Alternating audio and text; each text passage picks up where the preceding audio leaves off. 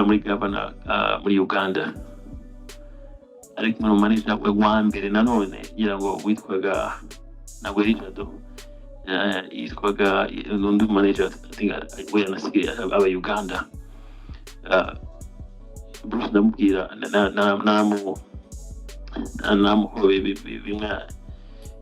bimwe byavuga namukanze namuhobe ndamubwira bro I love you, I love your talent, and I think you pretty soon going to be the face of the game. You have the potential to be one of the face of the game. No, give me out for the longest time, if the face is yeah. If no longer saga face is that game is America. For the longest time, I could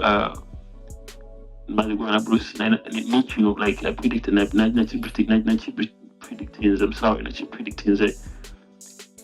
Of course, never really Bruce once teaching who actually joined by face again.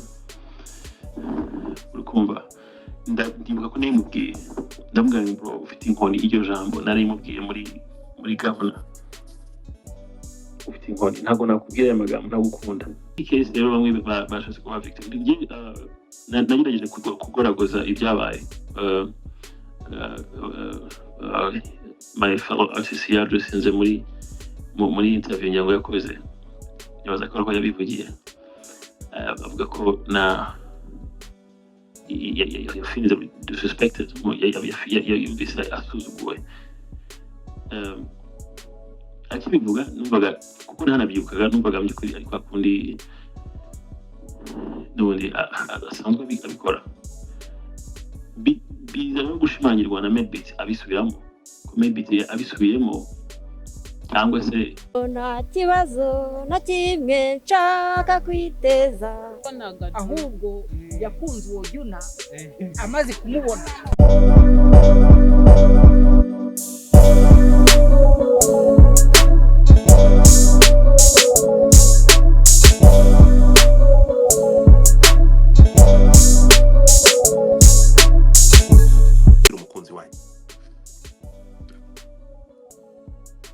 kuko tuje gusanga nkuko mubizi urabizi WhatsApp igeraho igacika titumwumve option inkoresheje ndavuze kuki message ye idashobora gutambuka muri ubu buryo nubundi tuganira ko namubajije buri kimwe kandi nawe ko abizi ko amazi iminsi abireba naduhe view ye so agiye kumpa message none tukishyiraha ikibazo muragitanga aragisubiza reka twakire umuhanzi The Ben muri ubu buryo. Are you there? Hey, bro. This is there. I hope you're well. First of all, jamona link zawe, jamona specific gukora. Nibaza ko uri mu hantu society ikeneye. Kabisa, keep it up. Sinibutinde rero ufite abashitsi ndagereza mubwire just uko babisabye kandi bisabye uburyo bwiza n'ubundi bigoye kuba nta gusubiza mumanze mumbwire The Ben muri kumwumva biri kumvikana All right. So first and foremost, let me start. Bigananye n'ikintu kivuga ngo ntabwo industry dushobora kuzamura ubundi kuvuga muri entertainment industry dushobora kuzamura twashobora kuri rwego hejuru nta kintu na kimwe ushobora kugeraho hatagize ibintu bimwe na bimwe bihinduka ubundi kuvuga mu myumvire y'abanyamakuru bamwe ndetse n'imyumvire y'aba my fellow artists bamwe harasabwa first and foremost ubumwe kandi ubumwe ntabwo ari bwa lavi davi, ntabwo ari ugusohokana nawe everyday, ntabwo ari ukubona gukora dinner nawe every night. Ni just ubumwe kuvuga ko your success is my success and my success is your success. At the end of the day, twese hano mu gihugu dusanga basenyera umugozi umwe. Uwo mugozi nta wundi ni industry, ni game. At the end of the day, ni ukuvuga ngo iyo umuhanzi agize gutya akagira ikintu akora kinini, iyo adafunguye gusa uko aba afunguye imiryango ye gusa, afungurira n'abandi. Ibi rero biragenda biganahera all the way kuri bakuru bacu bari kuri Casanova, twakunze turi abana tugenda kuri ba KGB, twakunze kugera kuri bashiki bacu ba bisoje ba missionnaire, kumanuka Family Squad, ukamanuka muri ba Rafiki.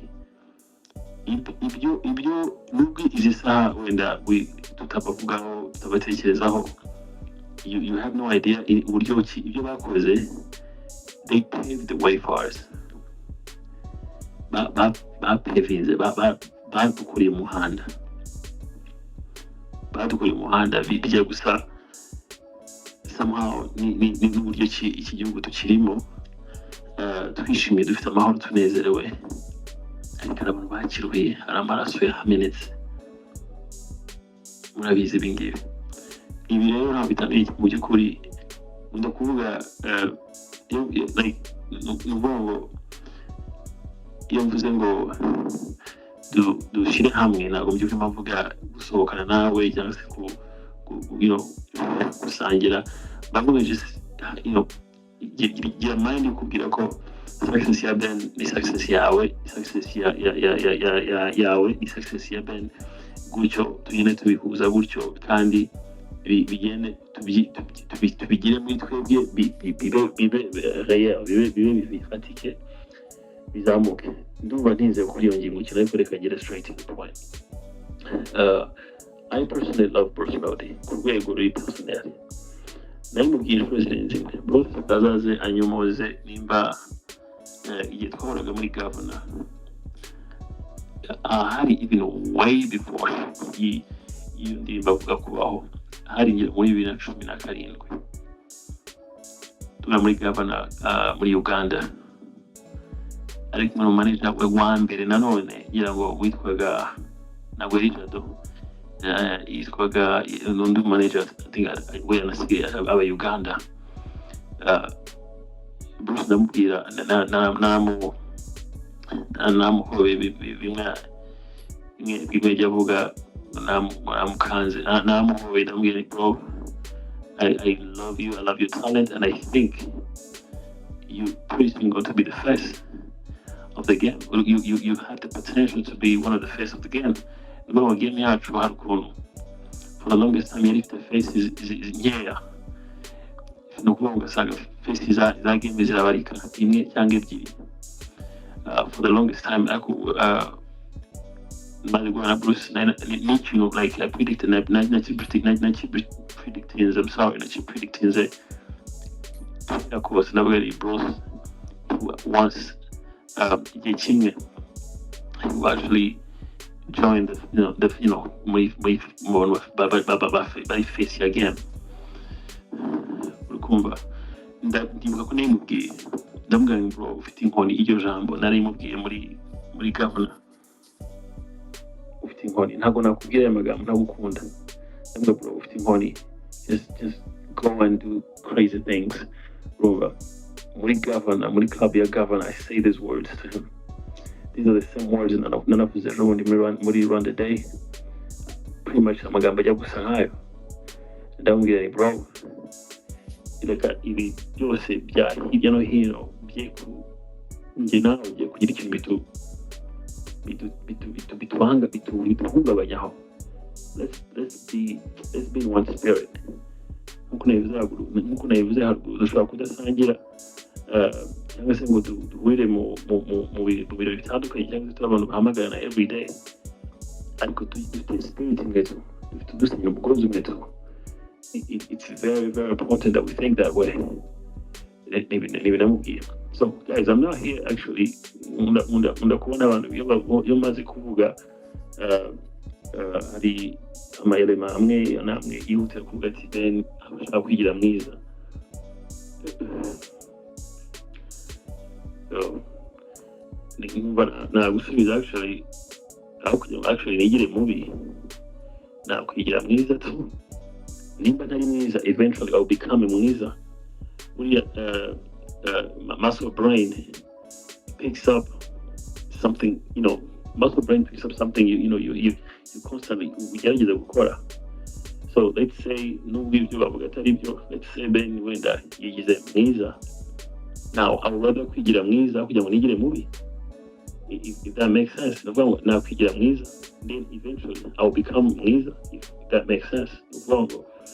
Iyo ngingo tunayireka ko njye nyibona mbona zibivuga ko ati then bikagucaka. So bro, iyi case rero ntabwo nayise case because it's not even a case. I love it that inkunda iyi showbiz, iyo iri showbiz, strictly showbiz, iri showbiz iri ku murongo, ni ukuvuga ngo ari showbiz dusabye nta bindi kuvuga ngo behind the scene hari abari gupanga ibindi bintu birenze mbese by'ubugome bw'indengakamere, ariko zibaye strictly showbiz abantu bakishima. I don't have to agree with anybody. Nta muntu ngomba kuyironemera, nta ngomba kwimeranya nanjye, nta ngomba kwimeranya nawe. It is okay, it's ntacyo bitwaye, ariko bikaba showbiz. Umuhanzi yasohoye indirimbo, nanjye nasohoye indi, abafana bakagira ikibazo bazijudginga that showbiz. Ben yamarije yasohoye indirimbo, abafana bakabara bakamutuka bakambwira nabi, that showbiz.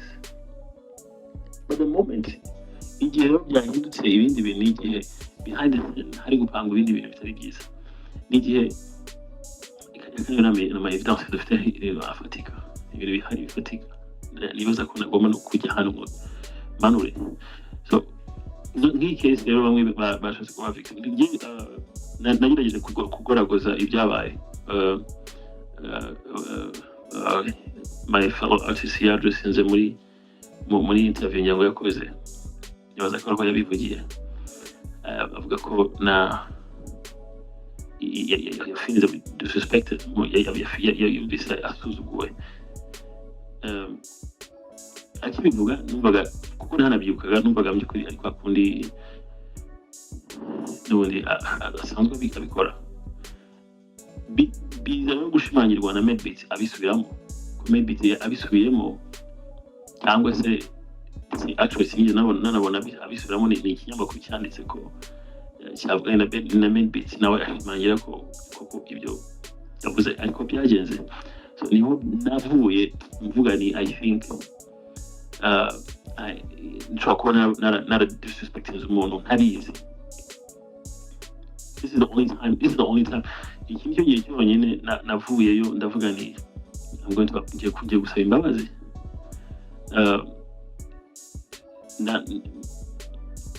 Honestly nasabye imbabazi ntanibuka n'ukuntu restaurant yagiye, n'ibintu byose navugaga kuri kamera nyamurabyibuka, navuga ni nongeraga ijambo rivuga ngo nibwira ko bishobora kuba byaragenze gutya, nkanibwira ko impamvu yatumye abibona gutya nuko byagenze gutya na gutya.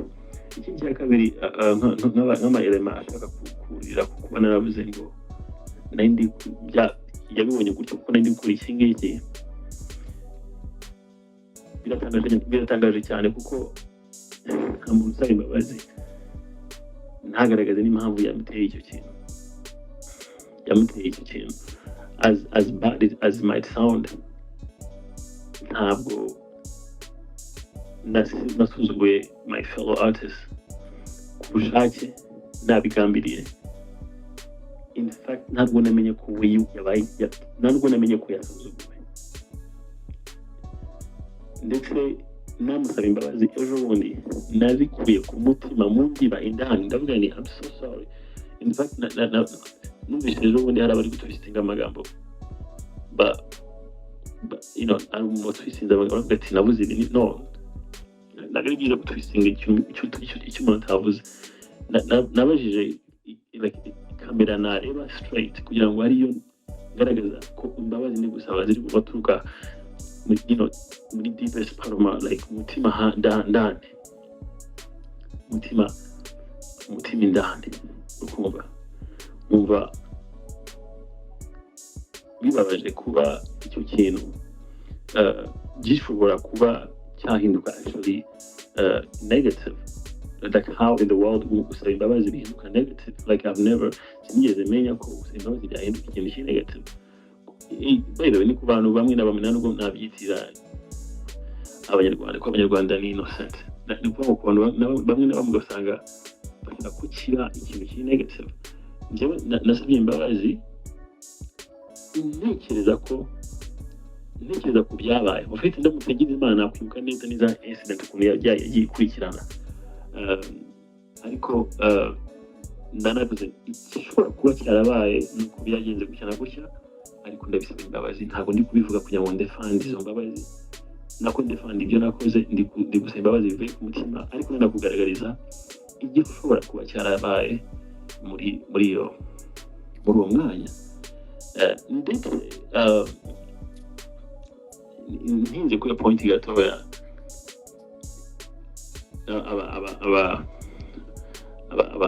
my fellow artists bashobora kunyomoza nimba mbeshye 70% y'aba artists around the world ku isi yose, actually can even say 80%, 80% y'aba artists around the world ni aba gamers. Bihuriye n'umuziki cyangwa se bihuriye ni ukuvuga ngo umuziki kuri twebwe ni therapy, ndetse na game kuri bamwe ni therapy. Ni ukuvuga ngo ndabyibuka njye muri Nigeria njya gukora na Chris Bates, ari session twagize na nuza na icyo gihe Tekno yari umuhanzi ukomeye ugezweho cyane icyo gihe. Ari session twakoze muri Saro kuri Tekno, nuza asiga ndi kwandika Chris Bates asiga ndi kwandika nyine kugira ngo mbone inspiration y'amagambo nkeneye, ajya gukina play, ajya gukina na Tekno muri Saro. These are normal stuff. Ejo bundi ngo muzi foto ya trendinze maybe last year ndi gukina na Element is one of the best producers of mu gihugu. Iyo foto ngira ngo ya trendinze I think bamwe bavuga ko Benny yagiye sinzi ngo mu nzu yindi ikora umuziki, iyo foto ngira murayizi. Nuva muri industry entertainment at least 80% n'aba gamers ni ibintu normal, ndakubwiza ukuri. So twakora nizeye ko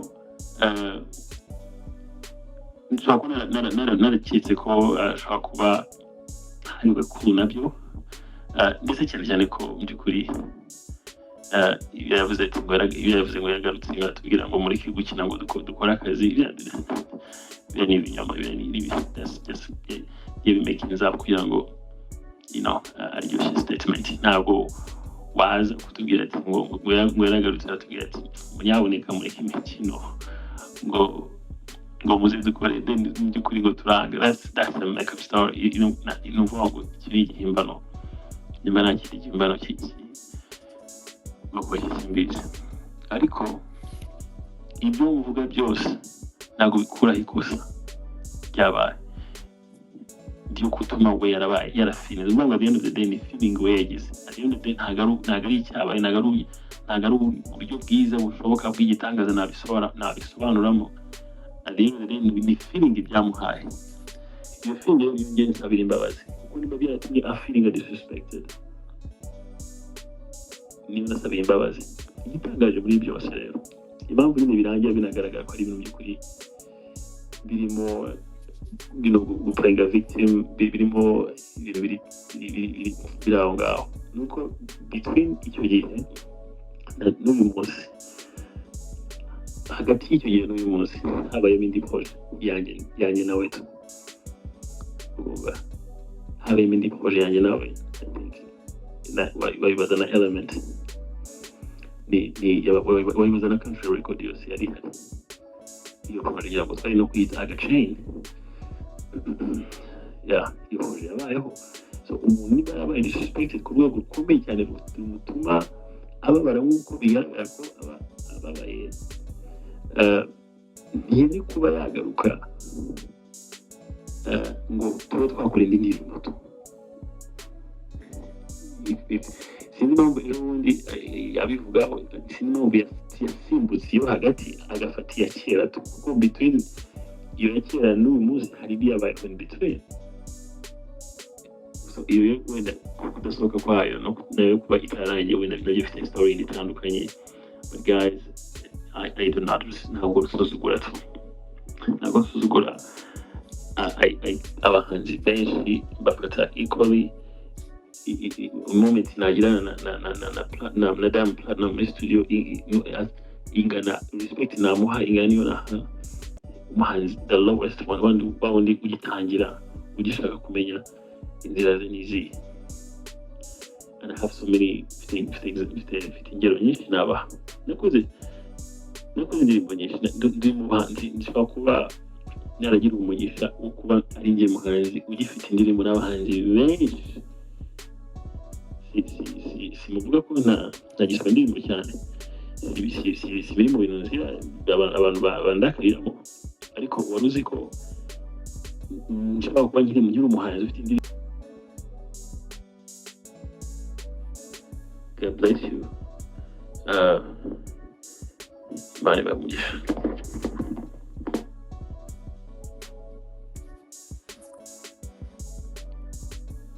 ngayo nguko.